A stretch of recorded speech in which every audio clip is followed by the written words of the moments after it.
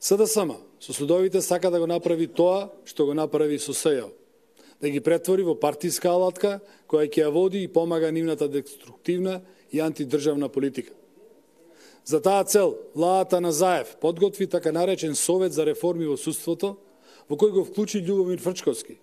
човекот кој, освен што знае да пишува навреди кон македонскиот народ, според исказите на неговите колеги, нема ниту еден научен труд. Во Советот на СДС своје место си најде и нивната председателка на Советот за политички систем Маргарита Цаца Николовска, но и Мирјана Најчевска и Гордан Калајджиев, кои се истакнаа со фрлањето балони со боја и нанесувањето штета на државните институции.